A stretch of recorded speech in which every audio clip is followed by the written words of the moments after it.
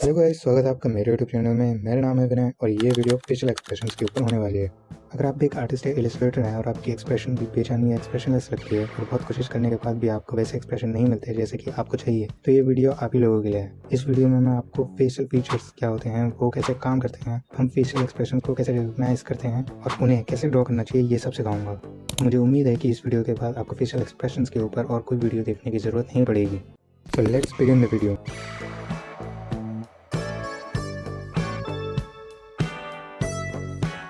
Facial features क्या होते हैं? फेशियल फीचर्स फेस की डिस्टिंक्ट फिजिकल कैरेक्टरिस्टिक्स को कहते हैं, जैसे कि नोज, आईज, माउथ, चीक्स, चिन एक्सेट्रा। हर एक इंसान के फेशियल फीचर्स उस व्यक्ति को फेशियल अपीयरेंस और रिकॉग्निशन देते हैं।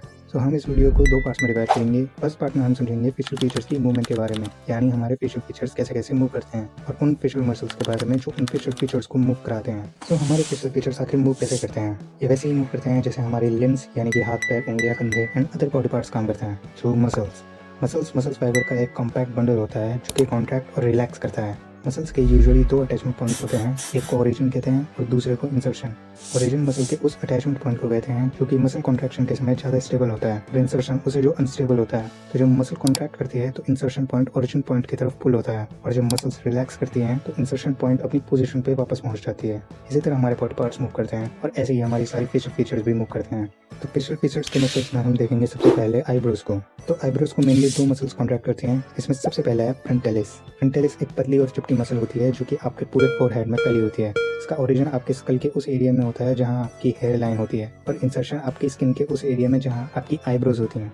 इस मसल के कॉन्ट्रैक्ट करने पर आपके आईब्रोज ऊपर उठती हैं, जैसे कि हमारे माथे में ऐसी हॉरिजॉन्टल रिंकल्स बनती हैं। और आप इस मसल को पार्शियली भी कंट्रोल कर सकते हैं, यानी आप इस मसल की सिर्फ एक साइड को कॉन्ट्रैक्ट करके सिर्फ एक आईब्रो को रेज कर सकते हैं। बल्कि सिर्फ एक आईब्रो ही नहीं, आप अपनी एक आईब्रो के एक स्पेसिफिक एरिया जैसे कि इनर मोस्ट या आउटर मोस्ट एरिया को भी इंडिपेंडेंटली मूव कर सकते हैं। Now our next muscle is corrugator and procerus. वैसे तो टेक्निकली ये 2 मसल्स हैं, लेकिन क्योंकि ये दोनों जब भी कॉन्ट्रैक्ट करती हैं तो एक ही साथ काम करती हैं, इसलिए इन दोनों को एज अ सिंगल मसल भी कंसिडर किया जा सकता है।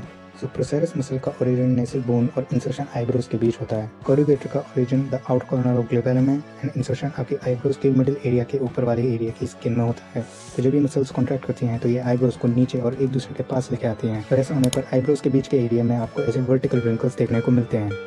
तो ये तो थे हमारे आईब्रोज को कंट्रोल करने वाले मसल्स। अब हम बढ़ते हैं आई मसल्स की तरफ। इसमें है लेवेटर पल्पेब्रे। तो गाइस, आप ऑब्जर्व करना कि आपकी अपर आईलिड आपकी लोअर आईलिड से ज़्यादा मूवेबल होती है, चाहे वो आंखों को बंद करते समय हो या आंखों को खोलते समय। ऐसा इसीलिए है क्योंकि आपकी अपर आईलिड की मूवमेंट के लिए पूरी एक मसल्स होती है जो कि सिर्फ अपर आईलिड को मूव करती है, लेकिन लोअर आईलिड के लिए ऐसी कोई डेडिकेटेड मसल नहीं होती, और उस मसल का नाम है लेवेटर पल्पेब्रे। इस मसल का ओरिजिन आई सॉकेट के ऊपरी हिस्से में होता है और इंसर्शन आपकी अपर आईलिड में। और मसल्स कॉन्ट्रैक्ट करने पर आपकी अपर आईलिड ऊपर उठती है, और जब मसल रिलैक्स करती है तो अपर आईलिड वापस नीचे की ओर आ जाती है।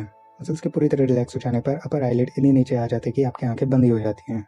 Next muscle is orbicularis oculi. ये मसल भी आई मूवमेंट से ही रिलेटेड है, लेकिन ये मसल थोड़ी कॉम्प्लेक्स है। सो एज एन आर्टिस्ट आपको इस मसल के ओरिजिन और इंसर्शन पॉइंट्स जानने की जरूरत नहीं है। आप बस इतना जान लीजिए कि ऑर्बिकुलरिस ओक्यूली एक ओवल शेप की मसल है जो कि आपके आईज के अराउंड होती है। इस मसल्स के 2 पार्ट होते हैं, पहला इनर पार्ट पैल्पेब्रल पोर्शन और दूसरा आउटर पार्ट ऑर्बिटल पोर्शन। इस ऑर्बिटल पोर्शन को भी आप 2 हिस्सों में डिवाइड कर सकते हैं, upper half and lower half. जो पैल्पेब्रल पोर्शन होता है वो आईलिड को कवर करता है। फर्दरमोर जब पैल्पेब्रल पोर्शन कॉन्ट्रैक्ट करता है तो आईज को नैरो करता है, यानी वो आईज की अपर लिड और लोअर लिड दोनों को एक दूसरे की तरफ पुश करता है। अब बात करें ऑर्बिटल पोर्शन की, तो ऑर्बिटल पोर्शन ब्राउ रिज से लेकर नीचे चिक्स बोन तक फैला होता है। ऑर्बिटल पोर्शन का अपर हाफ इंडिपेंडेंटली कॉन्ट्रैक्ट नहीं करता, और जब लोअर हाफ कॉन्ट्रैक्ट करता है तो चिक्स की स्किन से अटैच्ड होने के कारण ये आपके चिक्स को ऊपर उठाता है, जिस वजह से लोअर आईलिड भी स्लाइटली रेज होती है। और फाइनली जब पूरे orbicularis oculi muscle as a whole contract करती है तो आपकी आंखें टाइटली क्लोज हो जाती हैं एंड ये नॉर्मल क्लोज्ड आईज से अलग होती हैं। इसमें upper eyelid and lower eyelid एक दूसरे को बहुत इंटेंसली पुश करते हैं, जिसकी वजह से आपके आईज के एरिया में ऐसी बहुत सारी रिंकल्स बन जाती हैं।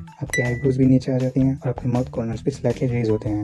जब आप छींकते हैं, उबासी लेते हैं या बहुत पेन में होते हैं तो तब जो आपकी आईज टाइटली क्लोज होती हैं वो ऑर्बिकुलरिस ओक्यूली मसल्स के कॉन्ट्रैक्ट होने के कारण ही होती हैं। तो हमने आई मसल्स को भी देख लिया। अब हम देखते हैं माउथ मसल्स को, जिसमें सबसे पहले है लेवेटर लेविस सुपेरियोरिस। ये मसल 3 ब्रांच मसल है, मतलब इसके 3 ओरिजिन है, लेकिन ये तीनों एक ही जगह इंसर्ट करते हैं। इसके ओरिजिन नेजल ब्रिज के साइड एरिया, अपर जॉ बोन और चीक बोन्स में होता है और ये तीनों माउथ के सर्कुलर मसल के इस एरिया में जाके इंसर्ट करते हैं। कॉन्ट्रैक्ट होने पर ये मसल अपर लिप को ऊपर की तरफ लिफ्ट करती है, लेकिन ध्यान रहे कि ये मसल पूरे अपर लिप को लिफ्ट नहीं करती, ये आपके अपर लिप के इन एरिया को ही लिफ्ट करती है, जिससे कि आपके अपर लिप की शेप स्क्वायर या बॉक्सी टाइप हो जाती है। और अगर कॉन्ट्रैक्शन ज्यादा हो तो अपर लिप इतनी लिफ्ट करती है कि आपके ऊपर के टीथ भी एक्सपोज्ड हो जाते हैं। इस मसल के कॉन्ट्रैक्ट करने पर आपके नोज से लेकर माउथ तक एक लाइन भी बनती है, जिसको कि हम नेसोलेबियल फोल्ड भी कहते हैं। जब हम किसी चीज के प्रति डिस्कस फील करते हैं तब ये मसल एक्टिवेट होती है।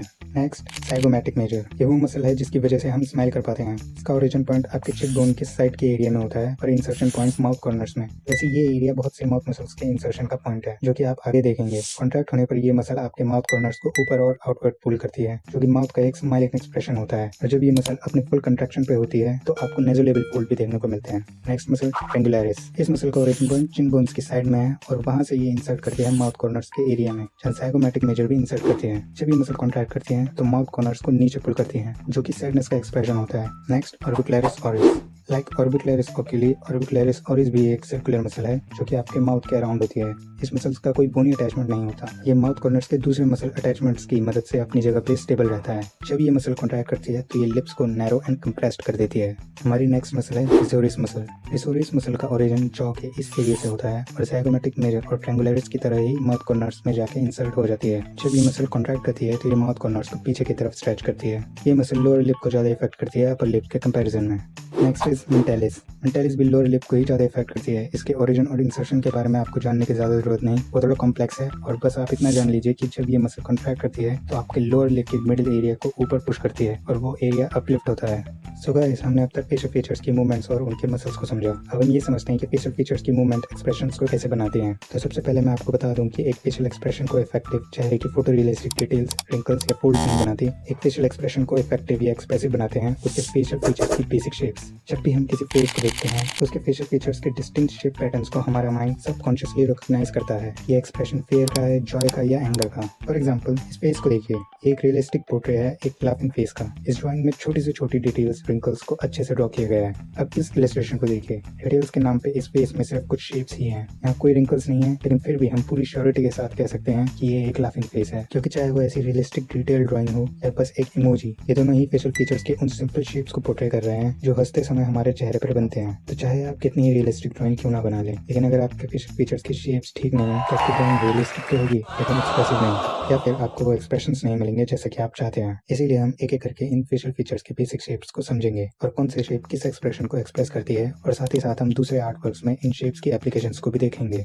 सो ऑब्वियसली शुरुआत करते हैं हम आइस से। आइस के एक्सप्रेशंस के 3 कंपोनेंट शेप्स होते हैं, सर्कल, सर्कल के ऊपर की एक लाइन और उसके नीचे एक लाइन। इस सर्कल की शेप आइरिस को रिप्रेजेंट करती है, ऊपर की लाइन अपर आईलिड को और नीचे की लाइन लोअर आईलिड को। और इन तीनों की रिलेटिव पोजीशन से ही आई एक्सप्रेशन डिटरमाइन होते हैं। जैसे कि अगर अपर लाइन सर्कल की अपर एज को जस्ट टच करती है या सर्कल के बस 20 to 30% एरिया को ही कवर करती है तो न्यूट्रल आई एक्सप्रेशन होगा, मतलब वो आई एक्सप्रेशन कुछ एक्सप्रेस नहीं करती। जैसे जैसे ये लाइन सर्कल के ज्यादा एरिया को या ऑलमोस्ट हाफ एरिया तक को कवर कर लेती है तो वो एक बोरिंग या नॉट इंटरेस्टेड वाला एक्सप्रेशन हो जाता है। और अगर हाफ सर्कल से भी नीचे चल जाए तो ऐसा लगता है जैसे कैरेक्टर को नींद आ रही है। और इसका ऑपोजिट, यानी कि अगर दोनों लाइंस को सर्कल से जितना ज्यादा दूर करोगे तो वो शेप शॉक को एक्सप्रेस करेगा। जितना पास उतना कम शॉक एक्सप्रेशन और जितना ज्यादा दूर उतना ज्यादा शॉक या सरप्राइज एक्सप्रेशन। एंड देन जब आप चीखते, उबासी लेते या बहुत पेन में होते हैं तो आपकी आंखें ऐसे टाइटली क्लोज होती हैं। उसके लिए ये शेप है। आई डोंट नो इस शेप को क्या कहते हैं, लेकिन ये शेप टाइट क्लोज आई का इफेक्ट देती है। क्विक टिप, अगर आप एक एनिमे फेस या कार्टून फेस ड्रॉ कर रहे हैं और शॉकिंग एक्सप्रेशन ड्रॉ करना चाहते हैं तो आप आइरिस का साइज छोटा कर सकते हैं। इससे आइरिस और आईलिड के बीच का डिस्टेंस ज्यादा लगेगा और शॉक का इफेक्ट इंटेंसिफाई हो जाएगा। लेकिन ऐसा रियलिटी में नहीं होता, तो रियलिस्टिक पोर्ट्रेट ड्रॉ करने के लिए ऐसा ना करें वरना ये बहुत ज्यादा अजीब लगेगा। Next, eyebrows. जैसा कि मैंने आपको पहले ही बताया कि वाइड आइज के साथ आईब्रोज रेज करने से शॉक का एक्सप्रेशन बनता है। आईलिड्स की तरह आईब्रोज भी जितना ज्यादा ऊपर उठेगा उतना इंटेंस शॉकिंग फेस लगेगा। अगर आईब्रोज का inner and part outer and part से ज्यादा ऊपर है तो आईब्रोज की ये शेप मोस्टली नेगेटिव इमोशंस को एक्सप्रेस करती है, जैसे कि सैडनेस का एक्सप्रेशन। और अगर वाइड स्प्रेड आइज के साथ देखें तो ये फियर को एक्सप्रेस करेगा और माउथ के कंट्रीब्यूशन से ये एक्सप्रेशन और ज्यादा इंटेंसिफाई हो जाता है। और अगर आईब्रोज नीचे की ओर झुकी हुई और एक दूसरे के पास हो तो ये डिटर्मिनेशन को या किसी चीज पे कंसंट्रेशन का एक्सप्रेशन देता है। अगर आपके आईब्रोज के इनर एंड्स नीचे हैं और आउटर एंड्स अपनी न्यूट्रल पोजीशन से ज्यादा ऊपर है तो वाइड आइज के साथ ये फेस को एंगर का एक्सप्रेशन देता है। एंड कुछ पर्टिकुलर माउथ एक्सप्रेशंस के साथ ये एंग्री एक्सप्रेशन और ज्यादा इंटेंसिफाई हो जाता है। नेक्स्ट, अगर आप एक आईब्रो को नीचे और दूसरे आईब्रो को ऊपर करें और नीचे वाली आईब्रो की साइड के माउथ कॉर्नर को रेज करें तो ये कंफ्यूजन का एक्सप्रेशन क्रिएट करता है। ओके गाइस, तो आईब्रोज भी हो गई। So next is last but not the least, mouth. Guys mouth दूसरे फेशियल एक्सप्रेशन से थोड़ा हटके है, क्योंकि माउथ में लिप्स के साथ साथ जॉज भी होती हैं, जिसकी अपनी मूवमेंट है, जिससे माउथ के एक्सप्रेशन में ये भी एक फैक्टर बनता है। इसलिए माउथ की सिंपल शेप समझने के लिए हम इसे दो सेक्शंस में डिवाइड करेंगे, close mouth and open mouth simple shapes. Close mouth simple shape, सबसे पहले ये लाइन जो अपर और लोअर लिप्स के मिलने से बनती है, उस लाइन के कॉर्नर अगर सेंट्रल पॉइंट के लेवल पे हो तो माउथ का न्यूट्रल एक्सप्रेशन बनता है, और जैसे ही आप माउथ कॉर्नर्स को इस लाइन के सेंटर से हल्का सा भी ऊपर लेके जाओगे तो वो शेप स्माइल बन जाएगी, और आप माउथ कॉर्नर्स को जितना ऊपर लेके जाओगे स्माइल की इंटेंसिटी उतनी ज्यादा होती जाएगी। लेकिन ध्यान रहे, माउथ कॉर्नर्स जैसे जैसे ऊपर जाते हैं वैसे वैसे एक दूसरे से दूर भी होते जाते हैं, और इसी को आप अगर उल्टा कर दोगे यानी माउथ कॉर्नर्स को सेंट्रल पॉइंट से नीचे ले आओगे तो माउथ का सैड एक्सप्रेशन बनता चला जाएगा। नेक्स्ट स्क्वायर माउथ, इस एक्सप्रेशन में levator labii superioris muscle upper lips को लिफ्ट करते हैं और स्पिसोरियस मसल लोअर लिप्स को डाउनवर्ड एंड आउटवर्ड पुल करते हैं, जिसकी वजह से माउथ एक्सप्रेशन की शेप रेक्टेंगल जैसी होती है और आपके upper and lower row teeth exposed होते हैं और जॉस क्लोज्ड होते हैं। ये एक्सप्रेशन आई एंड आईब्रोज के अलग अलग एक्सप्रेशन से कंबाइन होकर एंगर, पेन, फोर्स एक्सर्शन के एक्सप्रेशन बनाता है। Open mouth expressions, so basically आपके close mouth shapes but with open jaw. Like आपके स्माइल शेप के साथ अगर आप जॉस को ओपन कर दोगे तो वो लाफ का एक्सप्रेशन बन जाएगा, जिसकी सिंपल शेप एक सेमी सर्कल की तरह होती है और इसमें आपके अपर टीथ भी एक्सपोज होते हैं। एक टिप, अगर आप एक लाफ या फुल स्माइल एक्सप्रेशन ड्रॉ करते हैं तो आईज की लोअर आईलिड को थोड़ा सा रेज कर दें, इससे लाफ या स्माइल ज्यादा जेन्युइन लगती है। और अगर आप एक एनिमे फेस ड्रॉ कर रहे हैं तो आप इस शेप को भी यूज कर सकते हैं।